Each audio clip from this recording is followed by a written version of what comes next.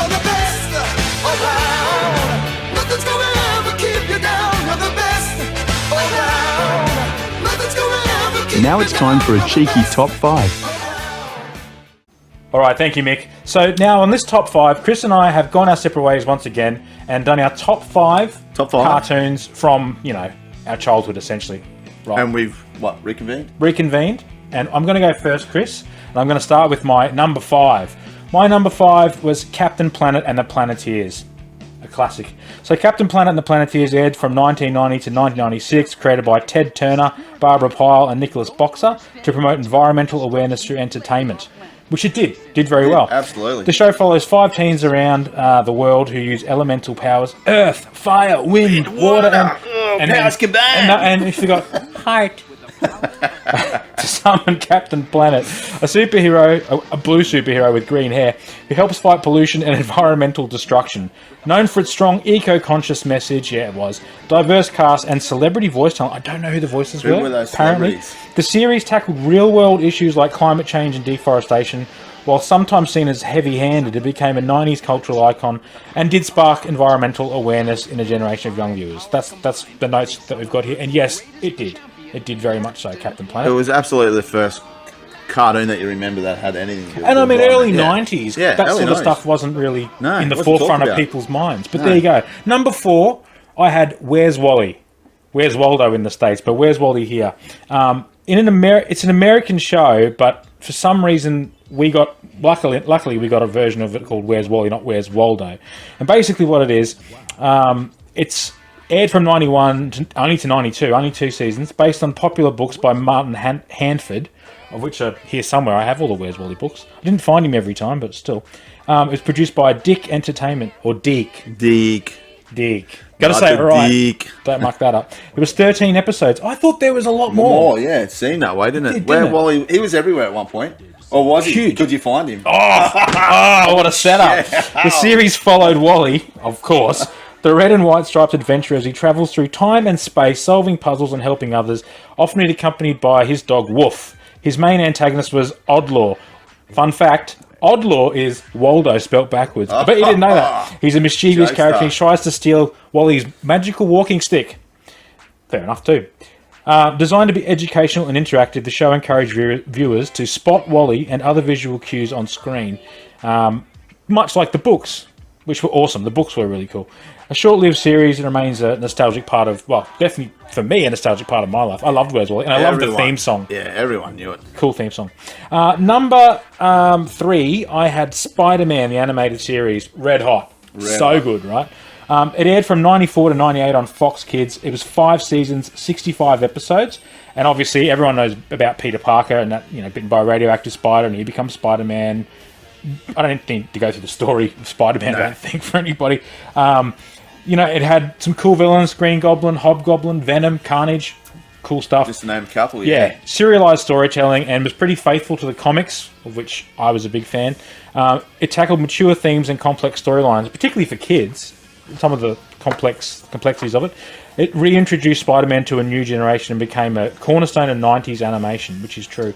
Now, a cool thing about that too is people might remember the intro. Joe Perry from Aerosmith. Joe Perry, yep, the one and only. He created the theme. Apparently, he was a big Spider-Man fan. Yep. I don't know how accurate that is, but is that something that Mick told us? It is something we that must told me believe when it. I Mick gave him told my us, top 5, but I reckon it could be true. Yeah. I mean, why else would he do the theme? Why else? Right? Yeah. But it was a killer theme. But the lyrics: Spider-Man, radioactive Spider-Man. I think that's about it. Actually, pretty cool theme. Someone made a mince out of that. Oh, of course. Yeah. My number 2 is a fucking banger: Dino Riders. Dino Riders, yes. Now, I felt like Dino Riders was went on forever, and it was this huge, sprawling story. 1988 to 1990, 2 seasons, only 14 episodes. That's it. I can't believe that. Yeah, Produced by Tyco Toys and Marvel. And Marvel, yeah. Okay. Set in a prehistoric world where 2 factions, the Valorians and the Rulons, use genetically enhanced dinosaurs to battle each other. Well, not really genetically enhanced. They've got cool armor and stuff like that. Yeah. The Valorians were good-hearted warriors. They used the technology to control the dinosaurs, while the Rulons employed brainwashing, brain boxes, on the dinosaurs to manipulate their dinosaur army. And fuck me, a dinosaur army. It was pretty cool. Mate, with laser cannons. Any day of the week, give me a dinosaur army, and I'm there. That's what's happening. The show combined action and adventure with educational elements. Look, at the time, I guess some of it could have been considered educational. I didn't take anything educational out of it. The only thing I got was you shouldn't put brain boxes on your dinosaurs. Nevertheless, short-lived, nostalgic favourite for me. I loved it. Late 80s. It was one of my favourites. Just a killer. My number one, my favourite cartoon of all time, it is X-Men, the animated series. Aired on Fox Kids from 92 to 97. Kick-ass theme song, one of the best. Ran for 5 seasons and a whopping 76 episodes. It's a lot of cartoons. Yeah, it is a lot. Developed by Eric Lord, Sydney Iwanta, and Mark Edens, and produced by Saban Entertainment, and of course Marvel, obviously. It brought that sort of similar to Spider-Man, obviously being Marvel as well. It had that iconic 90s look to it. Yeah, the way it was animated. Yeah.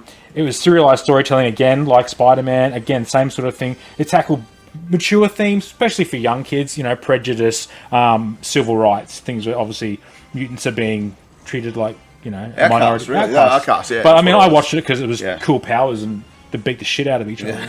That was probably why I liked it. And it very much followed from the Jim Lee X-Men of the early 90s, which was some of the most iconic X-Men comics that there are. They're below me here in the Millennial Man Cave. They're all around the place. It had some pretty big stories, standout voice acting. Cal Dodd did Wolverine. He was awesome. It was awesome, yeah. Yeah, just awesome. That helped define a new generation of cartoons. It had a modest budget. And I've heard this before, they didn't have a lot of money. I can't believe that because it was such an awesome series. They made a real fist of it. The last absolutely. season is a bit of a mess because it's only a short season too. But nevertheless, one of the greatest cartoons I think ever made. Big fan. That's my top 5. Chris, what's yours? X-Men, what a great top 5 that was. So jumping into my top 5, so my number 5 was Thundercats. Huge fan of Thunder. Again, another kick-ass theme music, and it had that great Thunder. Thunder. Who could be? And a magic kick-ass sword. This thing. So I mean, everything about it was awesome. Cool toy. Yeah. I remember having one of those swords actually, and it was as a prized possession for a very long time. I wish I still had it now, to be honest. So the Thundercats, of course, was an animated series that originally aired from 1985 to 1989, and it's created by the Rankin Bass Productions and was animated by the Japanese studio Pacific Animation Corporation. The show combined Western storytelling with anime-inspired visuals, and it ran for 4 seasons, totaling 130 episodes. Again, I thought that run longer than it did because I swear to God, but I swore I watched that for 10 years. The story follows the Thundercats, a group of feline humanoid aliens who escape their dying home planet Thundera. They crash land on a new world called Third Earth, of course, where they battle evil forces led by the ancient sorcerer Mumra. He was a badass. He was cool. The team is led by Lino, the young lord of the Thundercats, who wields a mystical sword of Omens. It's a pretty cool. Go check it out if you've never seen it. Sword of Omens. Sword of Omens. I remember the sword distinctly with the eye. Yeah, the cat's symbol. Eye? Yeah, the cat's eye was rad.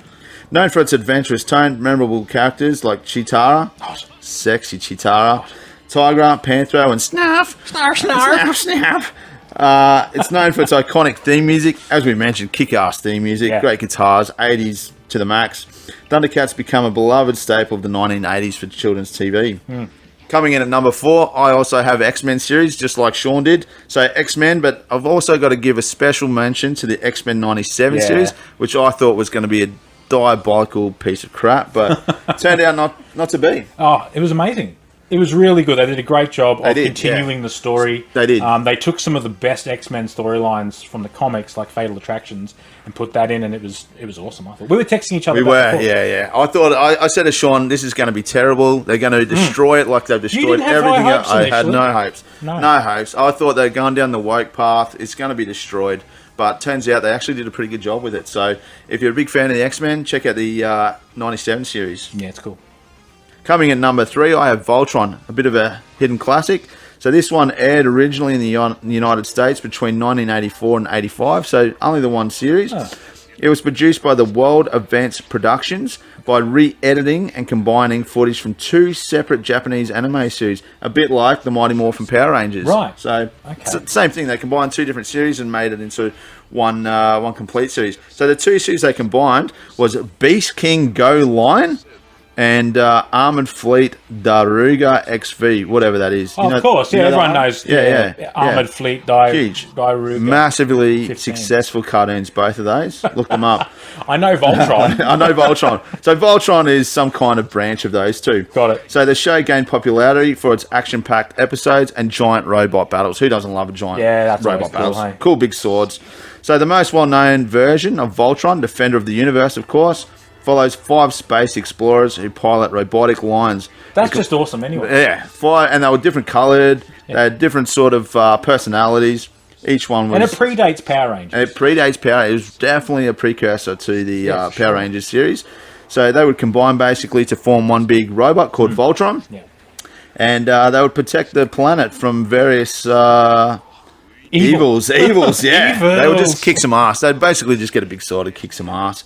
Cool. So the original Voltron series ran for 2 seasons with a total of 124 episodes. That's a lot for 2 seasons. It is. That's a lot. That's why I said it. I thought like it went for 10 years. So they must have just like smashed it out and then just put, I don't know, 120. You can't 124 episodes, yeah. It wasn't a daily show. Anyway. So Voltron was essentially a mix of science fiction, fantasy and teamwork. And teamwork to make the dream work. So that's what made it a fan favourite. It was a bit of a groundbreaking cartoon in the time, I guess. Yeah, definitely. It's been adapted, as we said. Power Rangers was a complete adaptation of the Voltron series back in the late 80s. Yeah, I agree. Coming in at number 2, I have, of course, the Mighty He-Man and the Masters of the Universe. Classic series. So He-Man and the Masters of the Universe was a popular animated series, and it aired from 83 to 85. Produced by Filmation, it was one of the first cartoons created specifically to promote a toy line. In this case, it was Mattel's Masters of the Universe action figures. Yeah, a little bit like Dino Riders. Yeah, same sort of thing. So the show became a cultural phenomenon back in the 80s, combining sword and sorcery with sci fiction elements. So the toys were absolutely everywhere. You couldn't escape He-Man toys back in the 80s. Yeah. The series follows Prince Adam of the planet Eternia, who transforms into the heroic He-Man by holding his magic sword and saying, "By the power of Grayskull." And once he turns into the mighty He-Man, he battles his nemesis Skeletor, who seeks to conquer Castle Grayskull and gain ultimate power. Of course, that's what you do. So many memes now. So yeah, the Skeletor running. Skeletor's everywhere. Yeah, Skeletor. He's everywhere. He's cool, but he's a good bad guy. He's a good nemesis to have. In the original series, that's him. The original series ran for 2 seasons with a total of 130 episodes. Shit. It's blended. That's a lot. It is a lot, yeah. All these cartoons had big number of episodes, right? Oh, mate, buying a box set of these. Yeah, send you break. Let's take out a second People mortgage. don't buy box sets anymore. They just download shit. Yeah, that's right. You don't know what the box is. Losers. So what made He-Man successful was its blend of action, moral lessons. Of course, he was big on moral lessons, and the larger-than-life characters helped solidify He-Man as one of the most iconic figures in the 1980s animation world. Well, it was huge. Coming in at number 1, I have the Ren and Stimpy Show. This one was a little offbeat, a little bit different to the other ones that we've discussed today. So the Ren and Stimpy Show was an animated series that originally aired from 91 to 96. So it had a pretty good run on Nickelodeon back in the day. Created by John Crick, that's for short, and produced by Spumco.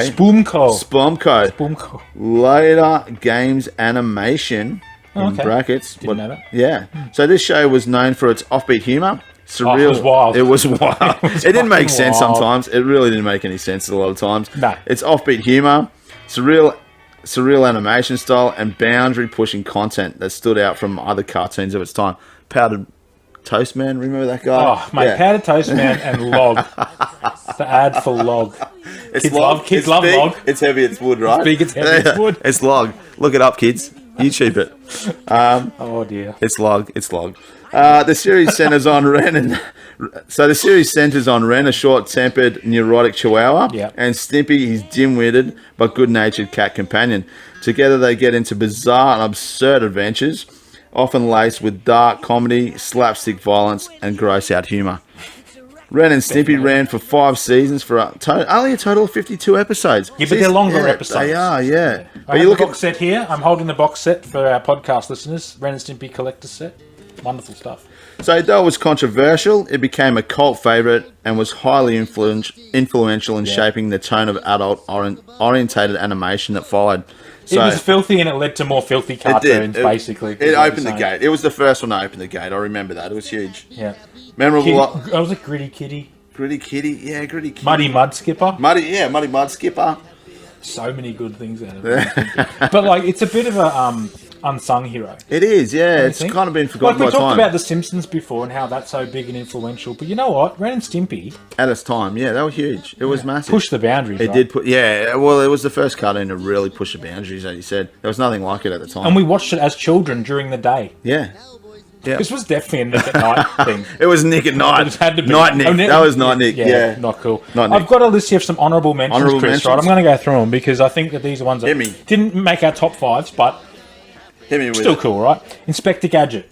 Oh, so good. Massive cartoon. So good. And the fact that you could never see the bad guy, just had the hand. Yeah, see, that's what made him cool. A bit like Dr. Evil. Yeah, that's it. The Tick. Oh, yes, The Tick. That was one of the Fox cartoons. He was pretty cool. He had a comic series as well. Now, here's a cartoon I really like, and I didn't put it in my top 5, but it's pretty close. It's got to be close. Harvey Birdman, Attorney at Law. Harvey Birdman, Attorney at Law. Such a good cartoon. Stephen Colbert's in that. It's really good. Look it up if you haven't seen it.